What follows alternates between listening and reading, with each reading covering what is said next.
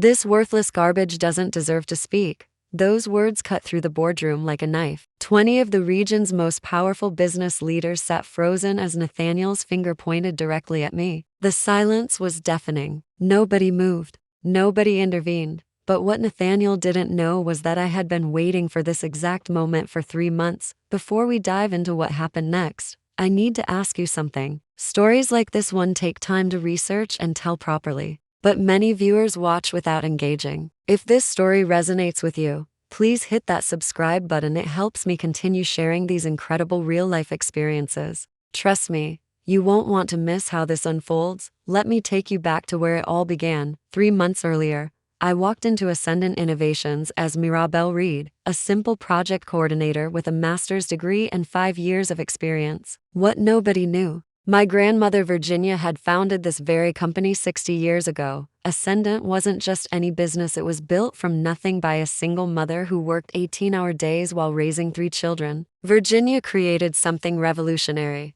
a company that actually cared about its people. Profit sharing, flexible work-life balance concepts that were decades ahead of their time. But something had gone terribly wrong. My mother Cordelia, who inherited significant voting shares, had been getting disturbing reports. Employee satisfaction plummeting, turnover rates tripled. The company's charitable foundation mysteriously shut down. Something isn't right, my mother said one evening, reviewing quarterly reports. The numbers look good on paper, but these employee surveys tell a different story. That's when we hatched our plan. I would go undercover using my married name, completely different from my mother's maiden name. I'd observe from the inside, document everything, and report back. If things were as bad as we feared, my mother would use her rarely invoked veto power over major company decisions. My first day was eye-opening. The warm, collaborative atmosphere my grandmother described had been replaced by fear and competition. People worked in isolation,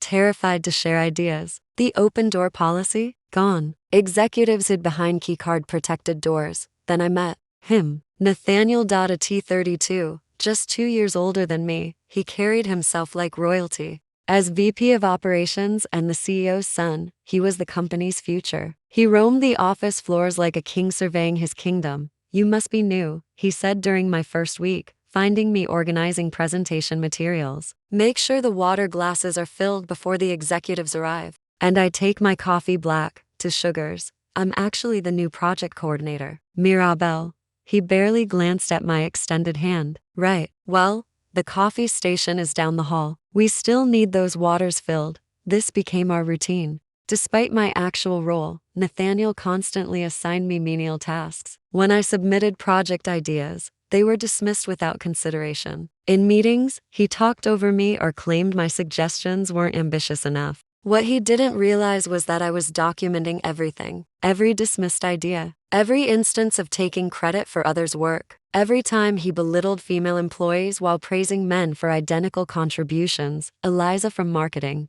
created an innovative social media strategy. Nathaniel presented it as his own. Tomas from product development was reprimanded for insubordination after questioning safety testing timelines. Dozens of small injustices that added up to a company culture my grandmother wouldn't recognize. But I discovered even more serious issues. Financial discrepancies. Company resources mysteriously diverted to startups connected to Nathaniel's college friends. Customer complaints buried instead of addressed. "How are things going?" my mother asked during our weekly check-ins. "Worse than we thought. The company values only exist in the employee handbook now." As weeks passed, I built alliances with employees who remembered the old Ascendant or simply wanted a more equitable workplace. Daniela from HR shared historical employee satisfaction data showing the decline. Winston from accounting quietly pointed out budget irregularities. Even Edmund's executive assistant, Beatrice, who had worked for my grandmother decades ago, sensed something was wrong. Virginia would be heartbroken, Beatrice whispered one afternoon. This company was her 4th child. She nurtured it with the same love. What changed? Edmund was good at first, but when Nathaniel joined 5 years ago, something shifted. Now it feels like Nathaniel is really running things and not for the better.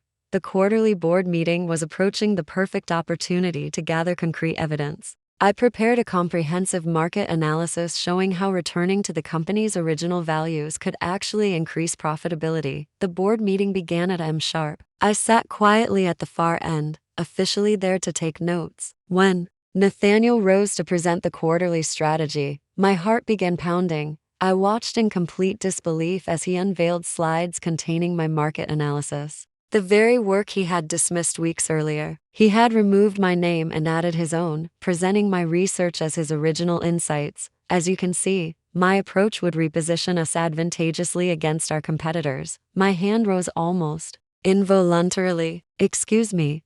All eyes turned to me. Nathaniel's expression darkened. I believe there's been a mistake. That analysis was submitted by me last month. I have the original documents with timestamps. The room grew uncomfortably quiet. Nathaniel forced a laugh. I'm not sure what our note-taker is referring to. Perhaps she saw early drafts of my work. That's not true. This is my analysis, word for word. That's when his professional veneer cracked completely. This worthless garbage doesn't deserve to speak, he shouted, jabbing his finger toward me. And that's when I played my trump card. I took a slow, measured breath and met Nathaniel's eyes directly. That's interesting coming from you.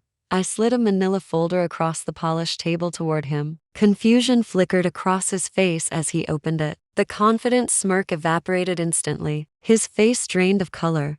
Who exactly are you? He whispered. I rose from my chair, smoothed my skirt, and addressed the room. My name is Mirabelle Reed. My grandmother, Virginia Reed, founded this company 60 years ago. The gasp that swept through the boardroom was audible. Edmund's head snapped up, his eyes widening in shock. And today, things are going to change around here. Before anyone could react, the conference room door opened. My mother, Cordelia Reed, walked in, her first time entering the building in 15 years. The resemblance to my grandmother was so striking that several older board members audibly gasped. The folder I'd given Nathaniel contained 3 crucial items: a DNA test confirming my lineage to Virginia Reed, my grandmother's original contract, highlighting ethical conduct clauses, and the succession plan naming my mother as emergency controller if the company violated its founding principles. I believe my daughter has identified some concerns about the company's current direction, my mother said calmly, taking a seat at the head of the table. For the next hour, we methodically walked through everything I had documented during my 3 months undercover. The toxic management practices, the misallocation of resources, the suppression of innovation, all leading to declining reputation and staff retention. Nathaniel sat frozen, his earlier bravado completely evaporated. What followed was an intense negotiation lasting well into the evening. By p.m., exhausted but determined, we reached an agreement. Edmund would remain CEO but with significantly reduced autonomy. A new ethics committee would be established with representatives from all company levels. My mother would take an active board seat to oversee the transition. And Nathaniel? The room fell silent when my mother outlined his future. Effective immediately, Nathaniel will be reassigned to our customer service department for 6 months. His performance reviews will come directly from the employees he's treated poorly. His future at this company depends entirely on whether he can learn the value of those he called worthless. Nathaniel jumped to his feet. This is absurd. I have executive experience. Your other option is resignation, I said quietly, with no severance and no reference. He looked around the room for allies, finding none. Even his father remained silent. Fine, I'll play your little game.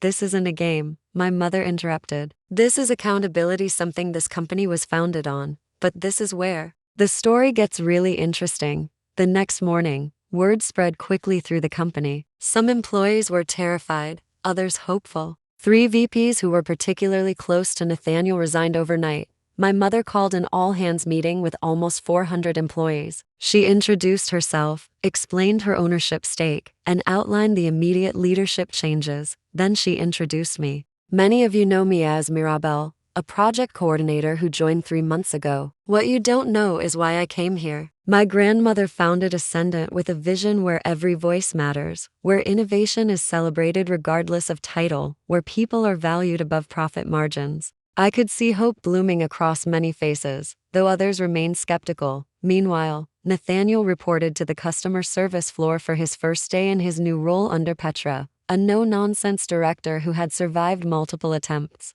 by Nathaniel to have her department outsourced. The results were spectacular in their failure. Nathaniel's performance was abysmal. He removed his headset 3 times during difficult calls, argued with Petra about protocols, and by day's end had the lowest customer satisfaction rating in department history. But then something unexpected happened. Nathaniel's grandmother, Imagine Bartlett, requested a meeting with us. At 85, she was still formidable, and she had been my grandmother's original business partner and first investor back in the 1960s. "You look just like her," she said to my mother. "Virginia always said Cordelia got her stubbornness. And you," she turned to me, "have her strategist's mind." Infiltrating the company undercover, she would have loved that move. Imagine proposed something surprising. Nathaniel would continue in customer service, but would also spend one evening each week with her, learning the company's true history. He lacks context. He sees Ascendant as his birthright, not as something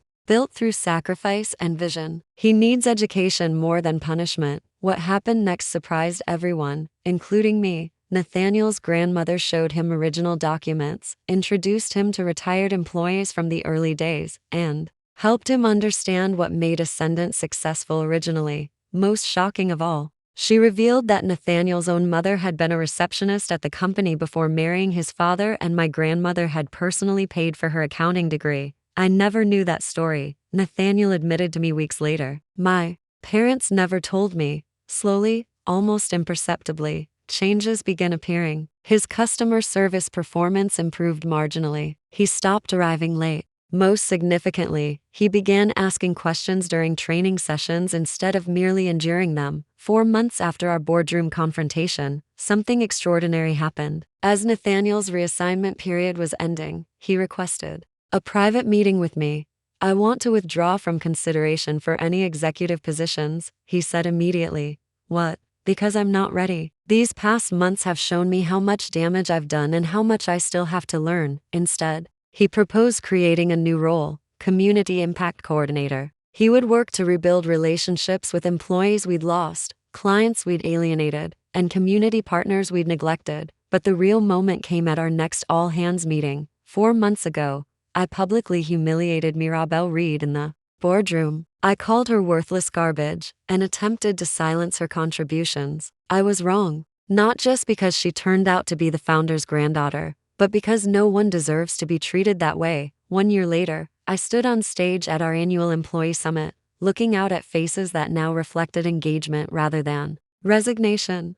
The transformation we've achieved together proves my grandmother right. Our employee satisfaction scores have reached historic highs. Our innovation pipeline is overflowing. Our profits have increased not despite our ethical focus, but because of it. In the front row sat my mother, alongside Imagine, Edmund in relaxed semi-retirement, and Nathaniel no longer the entitled executive, but a valued team member who had earned respect rather than demanded it. As I concluded my speech, I reflected on the journey. My revenge against Nathaniel hadn't been about destroying him. The true revenge was transforming the company back into what my grandmother intended, forcing those who had corrupted her vision to witness and eventually participate in its restoration. Seeing Nathaniel become an advocate for the very values he once undermined wasn't a consolation prize. It was the ultimate victory. Sometimes the most powerful revenge isn't destruction, it's transformation. Not just of circumstances, but of people. The entitled executive who called me worthless garbage now understood the true worth of every person in the organization. My grandmother understood that 60 years ago, when she built a company on respect and inclusion. I understood it now, watching her legacy flourish again. What do you think? Have you ever had to deal with a toxic workplace or person in power? Share your thoughts in the comments below, and don't forget to subscribe if you want to hear more stories about turning conflict into positive change. The most powerful legacy we can create is teaching others to see the worth in every person they encounter, even those they once dismissed as worthless.